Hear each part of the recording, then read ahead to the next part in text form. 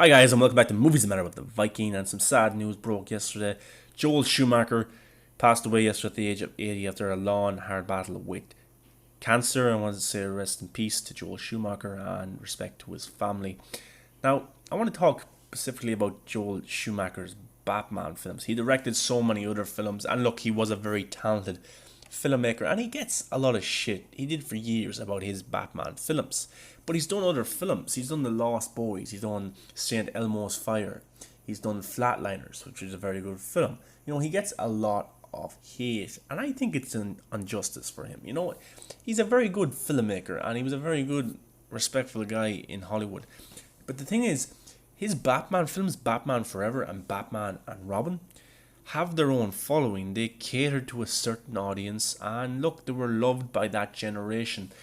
But it's no different than the 1960s Adam West version of Batman. That was goofy, it was silly, and so was his Batman films. So I absolutely don't see anything wrong. Some say it's bad films, some people like them, some people have guilty pleasures with them. For me, there's absolutely nothing wrong with those films, and he just gets a lot of hate for nothing. But respect the man. If you shit him because you don't like his films, then you're very disrespectful and you're a piece of shit person, to be honest. And that's just me being honest. I like his films. I know they're not great, the two Batman films. I know they're not great, but I still find something to enjoy in them because I'm a Batman fan. And if I can go back and enjoy Adam West's incarnation, then why can't I enjoy these incarnations of the Batman? But Batman Forever, for me, is actually a lot better than Batman and Robin. Val Kilmer, I think, is actually a very good Batman. Bruce Wayne, Jim Carrey would have been brilliant, is a brilliant Riddler, and I like Tommy Lee Jones, also very good. But I think with a better script, with a darker script, those actors could have knocked those roles out of the park and done a brilliant job. But actually, he was kind of put in the box, Joel Schumacher, to make a more light-hearted, goofy Batman series of films, because critics and some audience members were giving out about Michael Keaton's dark version of Batman and Tim Burton. So those left the project, and Joel Schumacher came in with Val Kilmer and George Clooney, and they tried to make more goofy films. But actually, there's a funny story behind Batman Forever. He tried to make actually a more darker film, a more realistic, deep layered film that would have catered into the psychological warfare that Bruce has gone through with the loss of his parents, with him becoming Batman and all this. And actually, there was an interesting tweet yesterday from Mark Hughes. He had this to say. He said, Joel Schumacher's Batman Forever gave us the first Batman film to treat Bruce Wayne as equally interesting as Batman. A good elimination, sorry for the word, of Robins, a Batman of all ages of fans could look to as heroic. Great action set pieces and moves Bruce's arc forward from lessons of past films. And that's pretty good from him there. And he says Joel Schumacher's Batman Forever has an edit known as the Red Book Edition, which has all the deleted scenes. It removes some of the most campy lines and shots, and Schumacher himself told Mark Hughes, is closer to his original vision. This version of Batman Forever is the best film of the original four films. And how interesting and intrigued does that get you about Batman Forever? His original version that he was made changed, a lot of scenes were cut, and he was made add in goofy kind of one-liners. His original version is the best of the four Batman films that we got in that era.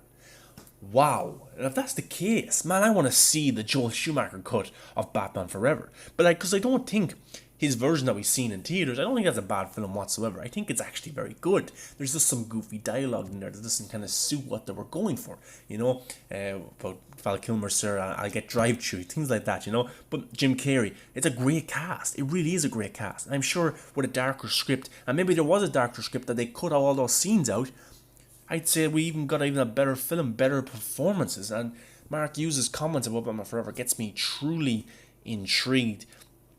And man, why not release this? You got HBO Max there. You got nothing to lose. Put the scenes together and just release that damn film. And it probably would save face for Joel Schumacher a lot for those films. But Batman Forever for me is not a bad Batman film whatsoever. Batman and Robin is. It's poor. It's very poor. There's some very cheesy stuff in it, and a lot of stuff. It just doesn't look that well. Batman Forever kind of has that cooler, more in tone, darker vibe of the Burton films, with just some goofy dialogue thrown in. But man, release the Schumacher cut. And he's defended his takes on the Batman character in the past, because he said that the Batman world, it was meant to be a comic book back in 1939. A comic book, okay? And he said that he made a live action comic book, which he kind of did. You know, it was bright, it was colourful, it was goofy, there was some one-liners, there was some cool dark tones to it, there was some cool action scenes, everything looked cool, so it did really look like a live action comic book. But for me, they are guilty pleasure of films. I can enjoy them. Chris O'Donnell is a good Robin. You know, these films are good in a way. You know, they're not this train wreck in this terrible way that you think they actually are. For me, there's something to be enjoyed with these. And actually, there's something to be enjoyed with nearly all films. I'm very subjective. I like my films. I do. I don't go into a film hating it. I don't come out of a film trying to hate it. I go and I try and see what the director was trying to do. I could try and see the vision. I talk about the parts that I liked. And, you know, I just try and enjoy films because I'm a movie fan. Doesn't mean I like every single movie. No, I have films that I hate. But I don't go back and rewatch them and say, oh, I hate this film, or shit in it every day. No. If there's a film that I like, I've even guilty pleasures, man. I am an Adam Sandler fan. People say he's a terrible comedian, he makes terrible films. To this day, I still watch all his films because I grew up in them, and I just like him. I like his style. I like everything about them. And the same with these Schumacher films. Absolutely.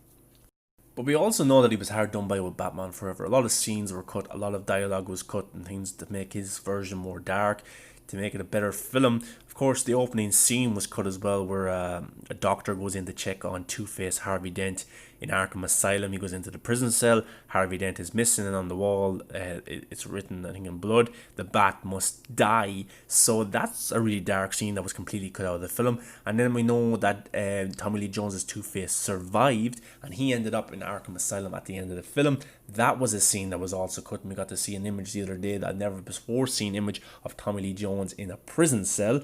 Now that would have been cool. Also, there's a completely different storyline to the film about Val Kilmer fighting this giant bat in his dreams, kind of dealing with him as a person transitioning into this Batman and dealing with the traumatic experience of witnessing the death of his parents. That scene was completely cut out of it. So there's another cut of Batman Forever there. Guys, Warner Brothers, release it. Let us try and enjoy it, and let's try and kind of look at Joel Schumacher's incarnation of these characters in a different light. And I've delved deeper into this release, the Schumacher cut. And originally his film was supposed to be 165 minutes long. 165 minutes long, that's 2 hours and 40 minutes of content, some content that we never even seen. So man, I want to see that director's cut of Batman Forever, definitely. And if it improves the film, so be it. Let release it. What harm is it going to do now for the film to come out and for us to enjoy it? You know, Joel Schumacher is a very talented director. One of my favorite films of his is actually Phone Booth with Colin Farrell. Really enjoyed that film. But man, I'd love to see his cut of this film and just see other scenes. To see more uncut scenes of Batman like we're going to see in Zack Snyder's Justice League in 2021. Come on, man, just do it.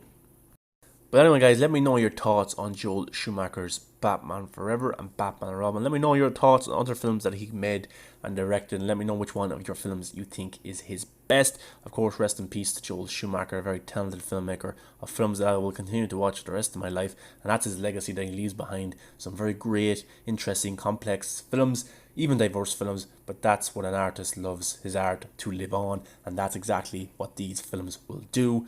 Until next time, guys. Enjoy Batman Forever. Enjoy Batman and Robin. Don't take it too seriously and just have some fun.